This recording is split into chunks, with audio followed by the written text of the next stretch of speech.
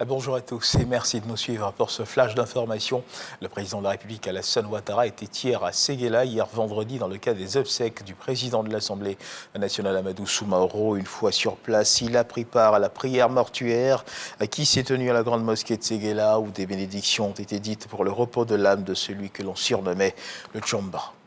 Et toujours du côté de Séguéla, les populations du Wourouba très affectées par le décès du défunt président de l'Assemblée nationale, Amadou Soumaoro, et dans ce moment de tristesse, les autres communautés affirment leur soutien justement au peuple Koyaka endeuillé.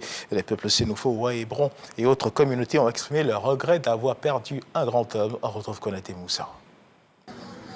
11h ce vendredi 13 mai, à la mosquée principale de Séguéla, on se bouscule pour avoir accès, lieu où se tiendra la dernière prière pour le défunt président de l'Assemblée nationale.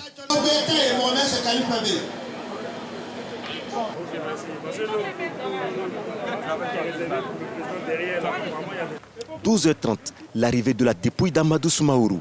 Il est 13h, le président de la République Alassane Ouattara fait son entrée dans la mosquée. Après le serment de l'imam Abaka Bakayoko, suivi de la prière du vendredi, place maintenant à la prière mortuaire. Après cette étape, c'est le départ pour le lieu de repos éternel.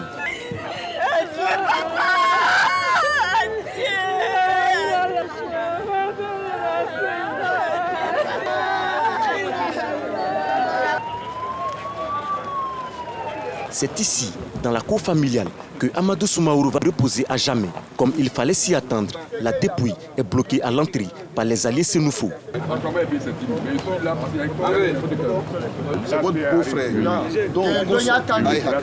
Après des échanges, la voie est dégagée. Dans l'enceinte du domicile, Amadou Soumaoro reçoit les derniers honneurs militaires.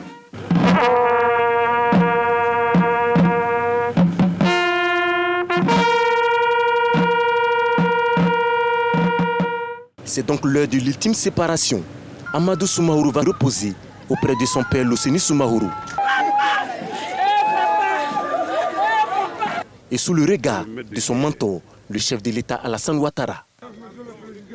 Adieu, grand serviteur de l'État. Adieu, Tchamba. Voilà l'ancien président de l'Assemblée nationale qui repose désormais à Séguéla sur la terre de ses ancêtres. L'actualité, vous la connaissez, c'est également la COP15 et un rapport avec cette actualité. Sachez que le projet du Fonds pour l'environnement mondial vise à la restauration des mangroves dans le village de Marchou, situé à Bergerville. Les populations ont reçu les visites du président directeur général du Fonds pour l'environnement mondial qui appelle donc à agir en faveur de la pérennisation des écosystèmes de la mangrove dans la conservation de l'environnement. Nous y reviendrons dans nos prochaines éditions. La ministre de l'Éducation nationale et de l'alphabétisation, Mariette Toukoné, a procédé au lancement officiel des travaux de construction du lycée de jeunes filles de Daloa, un lycée d'excellence avec internat qui va accueillir dans 15 mois plus de 1500 jeunes filles de la région du Haut-Sassandra. Dans l'actualité internationale, au Niger, 6 officiers viennent d'être radiés de l'armée. Le tribunal militaire les accuse d'être impliqués dans la tentative présumée de coup d'État dans la nuit du 30 au 31 mars 2021 contre le régime de Mahamadou Issoufou, 48 heures avant l'investiture du nouveau président élu Mohamed Bazoum. Le chef d'état-major des armées nigériennes, le général Salifou Modi, a mis donc fin à leurs fonctions. Puis toujours dans l'actualité internationale concernant bien sûr le Mali, l'actualité dans ce pays, ce qu'il faut savoir, c'est qu'une manifestation de soutien aux autorités de transition a eu lieu hier vendredi dans l'après-midi à la place de l'Indépendance à Bamako à l'initiative des organisations proches du gouvernement. Notons également qu'en France, des associations de la diaspora malienne avaient appelé des rassemblements, notamment à Paris. Une centaine de personnes se sont retrouvées dans la capitale française, place de la République, avec des mots d'ordre à Bamako, de soutien donc à Bamako pour exprimer leur soutien également aux FAMA, les forces armées maliennes, et pour exprimer leur point de vue sur le rôle de la CEDEAO et pour réclamer la sortie du franc CFA.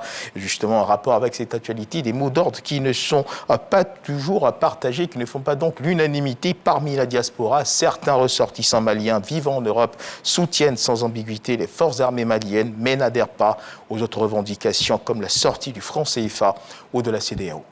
Et on termine ce tour du monde de l'actualité internationale aux États-Unis, où ce samedi, des milliers de manifestants sont attendus pour défendre le droit à l'avortement menacé par la Cour suprême qui semble prête à revenir en arrière 50 ans après sa décision historique de protéger l'interruption volontaire de grossesse. De grandes marches sont prévues à Washington, New York, à Chicago, Austin et Los Angeles, selon les organisateurs de cette journée d'action. Voilà qui marque la fin de ce flash d'information. Merci de nous avoir suivis. Je vous retrouve à 13h pour le journal.